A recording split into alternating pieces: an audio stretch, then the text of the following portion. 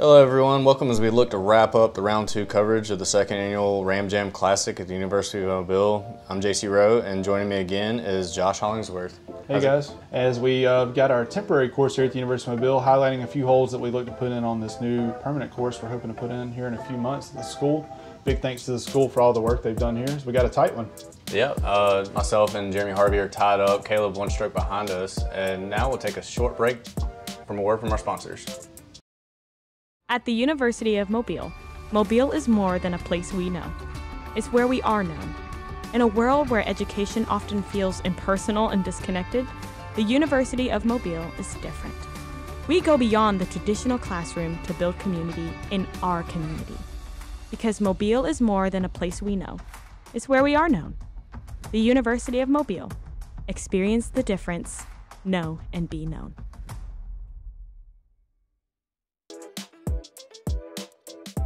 Yep, and we go on to hole 10. So we got this cut gap here. You're gonna be wanting to push a hyzer, right-handed backhand hyzer through here. This gravel parking lot on the right is not out of bounds, just the road long. Short 230-foot shot as Caleb looks to throw a standstill with a justice, I believe. Right, the footing on the tee box standstill is a good play. It's kind of uphill, a little bit of roots in there. Didn't bother Caleb too much though.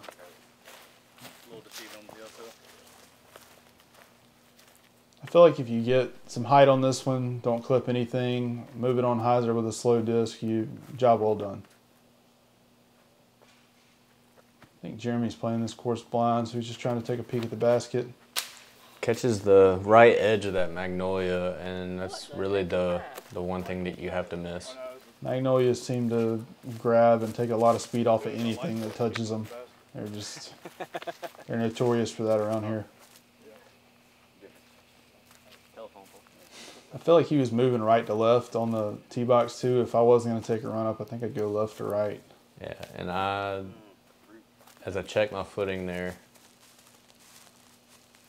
I'm throwing a distortion here, and I kind of also moved it right to left, but somehow fight through the magnolia to give myself a contested look over there on the left side. Yeah, definitely not optimal, but like you said, you've got a view of the basket. You can try to make a putt work out from there. Yeah. We've got Josh, no backhand, so he's going to try to throw a forehand here. A couple holes ago, he tried to throw a similar line and wound up a little long in the basket. He's going to try to get this one down to the ground quicker. We'll see if he can do so. Yeah, some insider info here. Josh is actually running this for an ace. He's only even at this point, and definitely gave it a bid, but he's looking to make up some strokes here any way he can. Can't ace for short. That's true. And as you told me the other day, can't ace for long either. Jeremy with a long spinny bid. Bad leg. He caught it out left out of his hand. Yeah, so I'm right here. I've got a putt between the trees. I was very surprised to even have this look. And getting a little work from the card ahead of us. Just lack of concentration there on my part. Josh coming back, looking to card a 3. He lays up for his 4. Disappointing, but there's plenty of work that can be done on this back nine. Do the bag, tap in. Caleb still hasn't gone yet. Jeremy tapping in his 3. Yeah, and with that tap in from Caleb, he'll actually tie it up. So we got a close battle here with only 8 to play, and it's going to be interesting. Yeah, it's been some great disc golf to watch all day. We noted it on the front nine coverage, but we actually have some weather moving in, some wind, possibly some rain. So these players are looking to get done and not have a weather delay as well. So we move on to hole 11, playing down this road the whole way. If you are in the road, never come back in bounds. You're supposed to advance to the short tee and throw into the green. This basket's elevated on this little ridge right here, a little evil course design with the woods on the left. The curb will keep you from actually rolling back into the road, but this one is a specific Logan Moore design. I think he did well on this one. Yeah, and Caleb here looking to actually make the only mistake you don't want to make. You definitely want to be inbounds here, and he hangs it out too wide. Yeah, if you're inbounds, you can definitely try to work for your 3. I mean, obviously he's going to be throwing from 3 for the short tee, so 4 at best. Jeremy in the same boat as Caleb. We'll see if he can get some. He doesn't even get back to the road for some play. If you can work it off the road, then you might be able to get the flare skip back in bounds. So after seeing those 2 shots, what are you thinking right here, JC? I'm thinking throw it in bounds, but that was my main plan from the get-go. Josh actually mentioned earlier that he thought Caleb was in the lead, and at this point I guess I did know that we were all tied up, but I'm not sure if I had looked at the scores or what. Looked like you got pretty close to the green right there with a great shot. Yeah, I thought it was short out of my hand, which it did end up a little bit, as we see Josh pitch up here. Again, no way to really attack this hole with the forehand, so right. Plays a really good shot to keep himself in the open to be able to pitch up to the basket. But we'll see these other 2 competitors here pitch up from the drop zone, or the short tee, which is also the drop zone for the long tee. Yeah, this is about a 250-foot shot or so. Caleb throwing a Justice in, and tournament director is completely oblivious. Yeah, so Caleb threw his Justice. I think this is like a jackrabbit from Jeremy.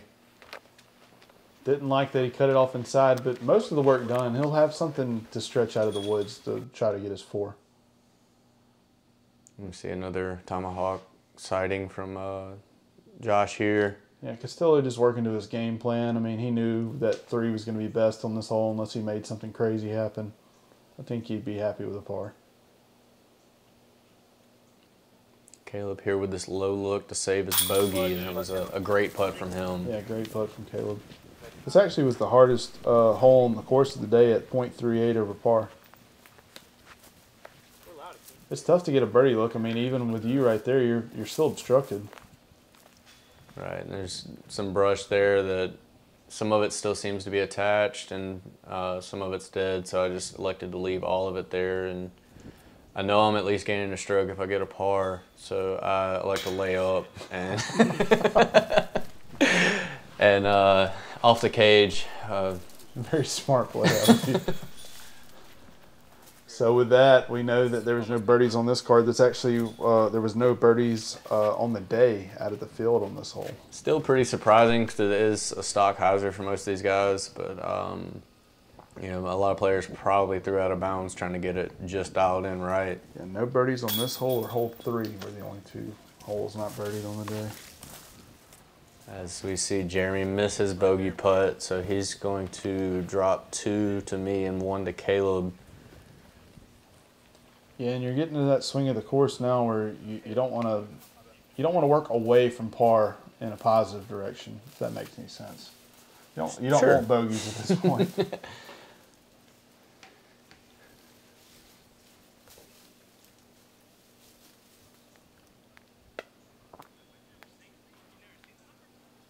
Josh with the layup play also able to gain some strokes on everybody but me there.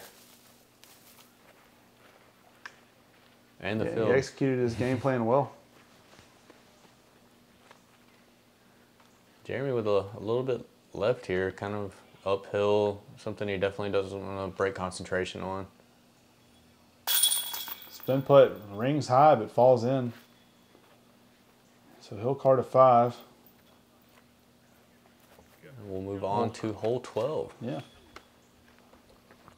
Hole 12, 275 feet down this tunnelway of trees here. You've got road left and long out of bounds.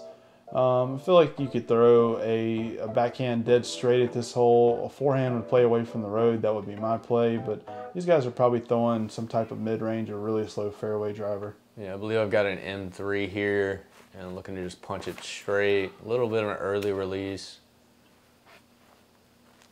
And lays down nicely. I mean, we'll have a look, but not exactly how I drew it up.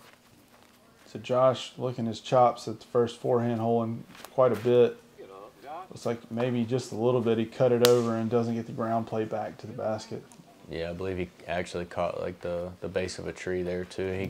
Even if he was able to miss that, he probably could have skipped around. So if I had to guess, I think Caleb's probably throwing a rock here. That is his P2, I think, that he's been ripping on. Are you kidding me? And just get out of the weight room, man. Throwing putters long on 275-foot holes. It's that dad strength. Popping an extra weedy there. And so Jeremy will look to dial that one back. Looks like he's got it pretty high. We'll see if he can beat what ceiling there was floating in. Great shot into the plays it basket. perfectly there. I believe that was a Benny from him. So also throwing a putter 275 feet. Josh with I believe that was a putter tomahawk upshot, the rare putter tomahawk upshot. Really showcasing the bag. I mean, after a shot you weren't too pleased with, you're still looking at 30 feet here.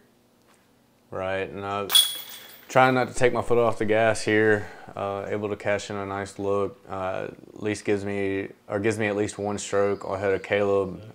Jeremy. So Jeremy's parked for the tap in. So he probably will also game one on Caleb there. Caleb looking at a 3P or circle 3 if he can drive this one home. Just a 3. Yeah. Okay. All these people that have done digital scorecard have no idea what I'm talking about.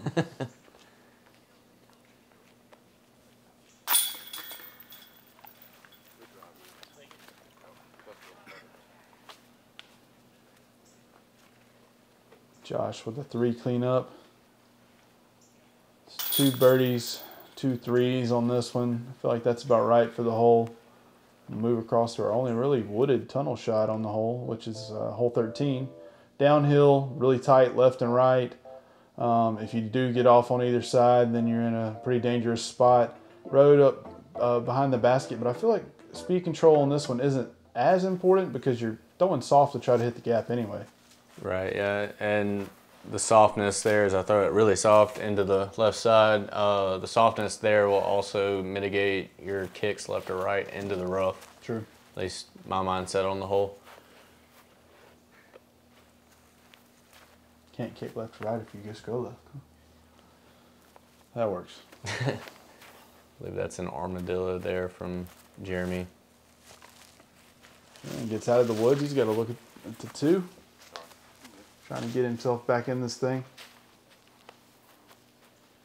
Caleb was giddy to throw the hole, but lets Josh throw since he's got honors. Yeah, I think he's also worried about this weather, trying to play as fast as he can. Right. Josh not quite getting the skip that he needed. It was, it seemed like it was flat enough, but it didn't quite catch edge and move forward. Yeah, I think that definitely was the play he was going for, was trying to get the ground play. He just quite didn't get it on, like you were saying, on edge like it needed to be. And Caleb throwing a very smooth P2 shot again from a standstill. Butter. Playing it exactly how it should have been drawn No up. putts. That's the name of my game.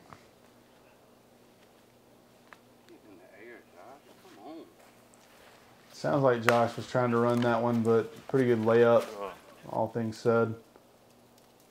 I think we see a wild JC in the bushes in there. Yeah, it's very tough position there, and really just trying to get as close as I can to the basket, and only able to really pitch it out to about 25 feet. I mean, that's a lot of work from where you were at to be able to give yourself a chance at a 3. Right, and with the other 2 guys, pretty close, I definitely want to hit this putt. Strong side, left side, baby. Yeah, it didn't look like I wanted to hit it though.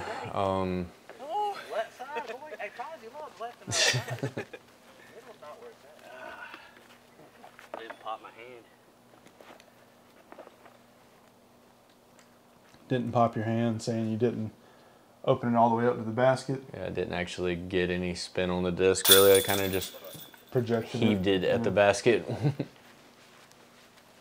Jeremy with a 2. That'll bring him 1 stroke closer to you, making this quite a ball game coming down the stretch. Right, and Caleb looking to do the same here.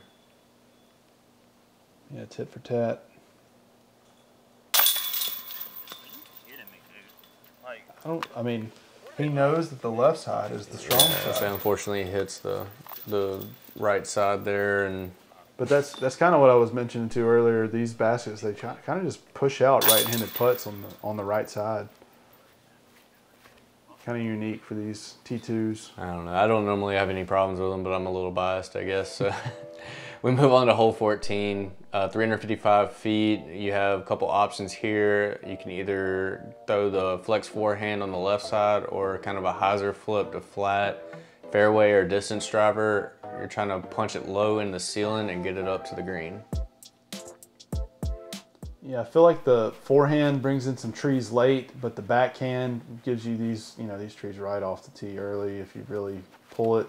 But earlier in the fairway, it gives you some trouble, and then you're clear late. As Jeremy showcases the backhand route.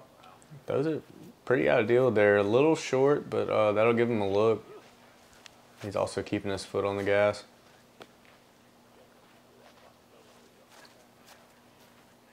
You throwing fairway driver here? This is a D1, and I've thrown it a couple of times in the round, but as the weather started to move up, the wind started to pick up as well, and it really pulled over on that. I didn't expect it to be that flippy, but that'll actually get me about pin high. Yeah, Josh is going to show us the forehand route. He's really been putting some angle on these discs, moving left. He's got this one flying well. And a great skip. Yeah. Checks into the green. He should have about 20 feet left. Looking to get as many as he can down the stretch just to save face. Caleb looking to get back on track after the unfortunate chain out on the last hole. He throws FD1 here, just a little wide.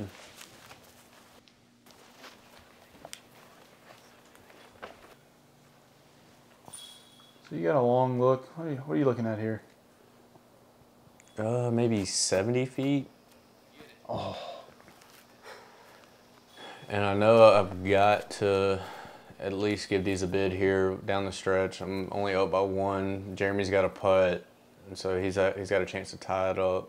Caleb not too far behind as well. Yeah, and you're seeing 4 of our competitors here. You know, there were 3 guys that were tied at 9 under par with Caleb and Josh coming in, or excuse me, I think Josh was at 10 coming into this round. So pretty tight field. I agree. There's definitely a chance at anybody's game. It's Jeremy, a little lack of concentration. He's definitely miffed with himself after that one. Keeping the smile and the positive vibes, though. I can respect that. Josh here looking to grab the only 2 on the card. Does so well. Gets Solid himself play. back to even for the round. Showing the forehand route was the way to go. I guess so. 3 backhands are pars, and his lone forehand is the birdie. He was 1 of 2 on the day. The other competitor, John Lucas, on the chase card.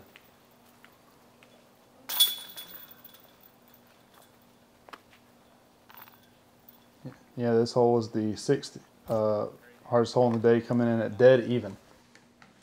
As we move on to hole 15, you got this route, the drone is flying here. You've also got like a wider forehand out to the left, you see.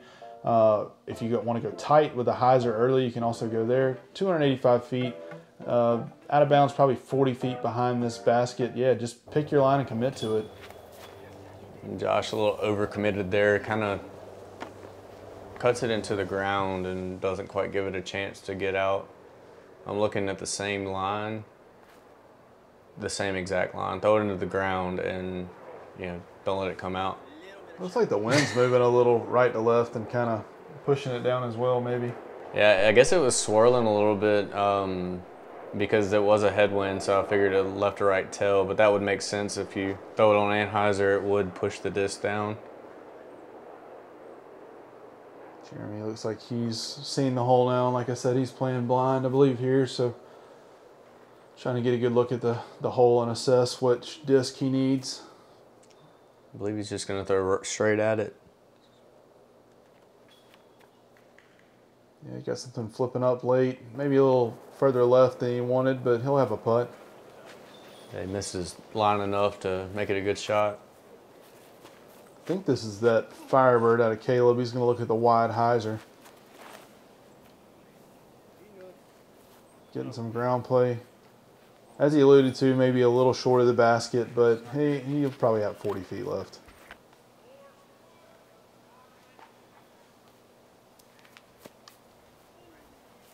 Josh with the long bid. Didn't miss short, so that's good. And mine, I got a similar bid to the last hole, but just kind of get it hung up in the air there. And yeah, you definitely saw that right to left wind. Caleb maybe a little bit inside of 40. Tried to get that stepper that he had working in the first round, but that one looked a little awkward. Yeah, he definitely overcorrected from my wind read there. See if Jeremy can catch back up to you right here. And does, climbs the ladder, and it winds up falling. He'll move to 16 under and tie you up with 3 holes to play. Yeah, definitely a close battle. Caleb comes back with the left side.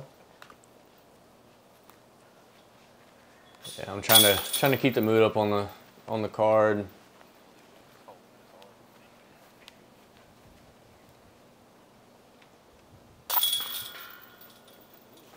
And we'll move on over to hole 16. Hole 16 is a short par 3 coming in at only 175 feet. You got a mandatory left that you have to get around, and a magnolia to beat pretty close to the basket. Most players are probably going to throw this little turnover or a soft forehand. Says a score conflict. Jeremy able to punch through the magnolia there, it seems.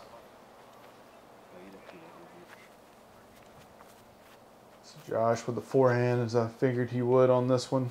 See if he can get one checked into the green. This green's a little precarious too. You got this ditch that you got to get over, and then it kind of slopes a couple different ways. All right, so he's able to fight up the hill of the ditch. I'm looking to do a similar line. It's a little more hyzer and a little too wide. I catch that tree, and then another 60-foot look for me there. Yeah, that tree's really well placed on that forehand line. It's just, that's the only thing you really need to miss. Caleb with these standstill buttery P2 shots. I think he's 3 for 3 on those this round. Oh, yeah.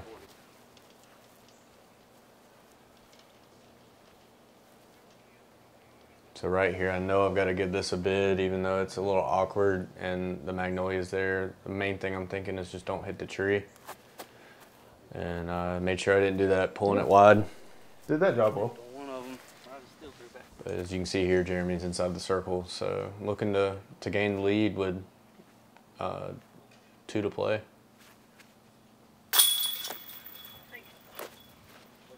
Way to capitalize on the redirect from the magnolia. Yeah, really committed to that putt, and big clutch putt coming down the stretch, putting the pressure back onto you.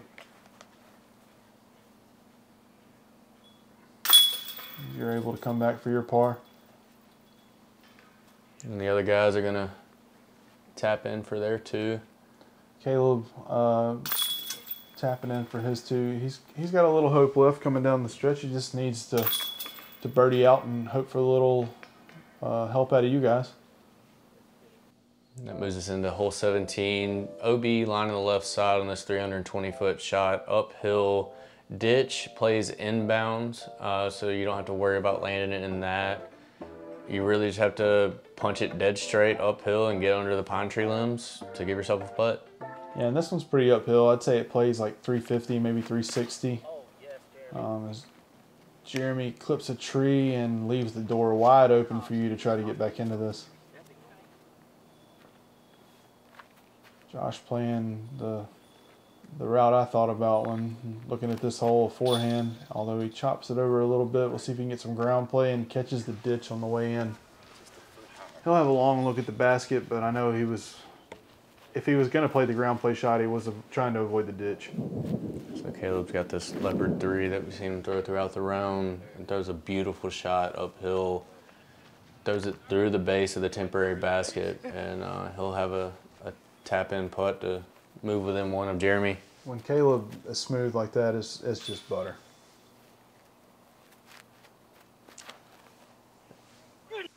Here, dude, you suck so bad.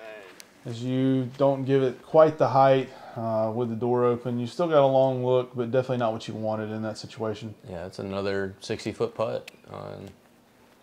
Jermey giving a pretty good run there, knowing that Caleb is going to get it within 1, and I still have this look here, so.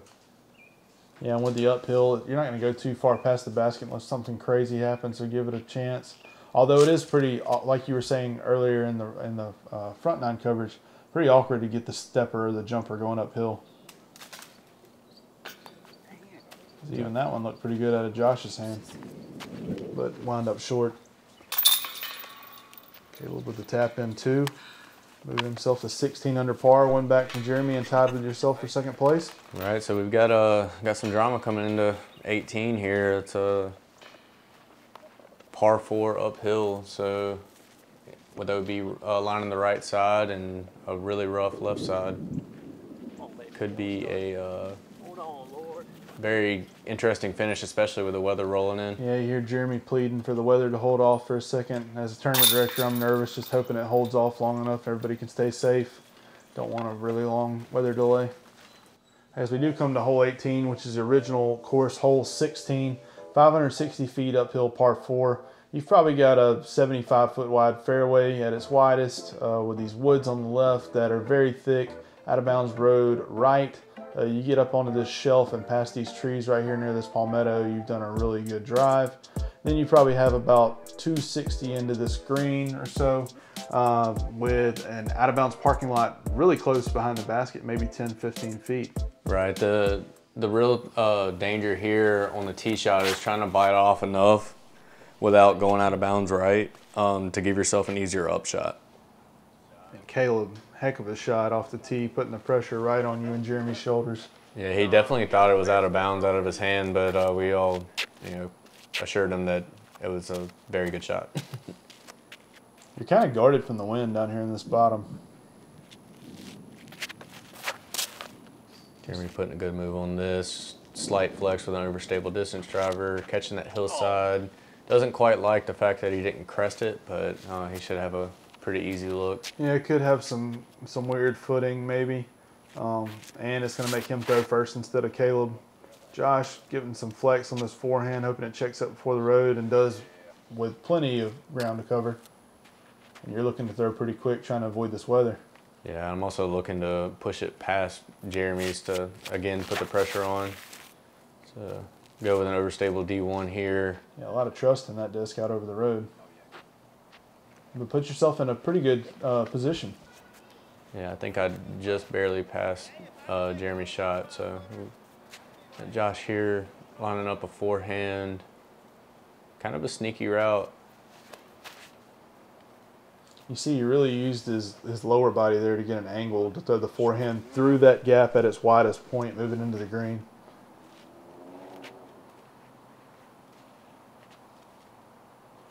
So Jermey trying to make the most out of this gap with his footwork here. Try to go straight at it, a little left, but fortunate enough to get up to about circle's edge there. Yeah, there is a magnolia on the green over there on that left side. If you get in it, it can be a little hairy. I'm going overstable fairway here, trying to swing it out wide of that limb and unfortunately catch it. Definitely needed to be a little closer there. I felt like you were parked if you missed that limb.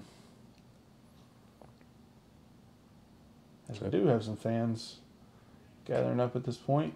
Yeah, I believe this was a Warden here, very smooth Warden shot here from Caleb, just to give himself a look to make things interesting. And that would have, oh man, that would have tied you up with Jermey. Now, Jeremy's looking at a definite win if he can drill this one home. Caleb, he'll actually putt first, so Caleb will be able to see what's going on with him. Josh trying to move the 2 under on the round. It looks like he'll be able to tap in for 1 under par. Jermey leaving it a little short left. I mean, if Caleb can drive this one home, we're going to a playoff. Yeah, Jeremy's also fortunate that that did not go out of bounds. So this is for Caleb to tie it up here. And just, he knew the implications of the putt. Had a little pressure, and it came up short, but that doesn't end the coverage here, pending Jermey making this putt. Yeah. As we mentioned, John Lucas earlier, he's on hole 14. He started a 6-hole tear for himself. I think he started on hole 2 of birdies to end his round, and moves himself into a tie with Jermey at 17 under par, and we've got a playoff. Yeah, so we'll move to hole 1 after everybody clears out and play the course continuous until we decide a winner. Sudden death, hole 1 again. This 235-foot putter, hyzer with OB surrounding the basket. So yeah, both these guys are probably going to just take an overstable mid or fairway and try to put it up there. What's better than free disc golf, folks? As the sound of Jeremy's disc coming out of his hand. The thunder struck right in his throw and kind of worked him, supposedly. as John will try to get wider than him. So the door's wide open for him. Great shot out of John. He'll have that short putt left for the 2. Jeremy's going to have to try to ring this one up to make something happen. Yeah, pending any miracles, I think John thinks this is in the bag. Jeremy's parked his upshot. John's going to have to doink this one to give Jermey a chance. Jermey actually threw out of bounds there, so okay. John can technically lay up if he wanted to. But I don't think he's laying up a 6-footer. So with that, home for the win, and congratulations to him. John Lucas out of Foley, Alabama, pulling through the win off a chase card. Solid play there from him, and solid play from the rest of the competitors. What do you think, Josh? When are we going to get this course in? I'm hoping this winter. We still got to get some approvals from the school. Thanks for joining me today, JC. Thanks to our sponsors, the University of Mobile, MADGA, Prime Suspects, University of Mobile Store, University of Mobile Alumni Association, Chicken District, Donnie Wayne Butler Jr., and Cottage Hill Baptist Church College Ministry. And also, don't forget to like and subscribe and come back for more content. For Josh and JC, we're out.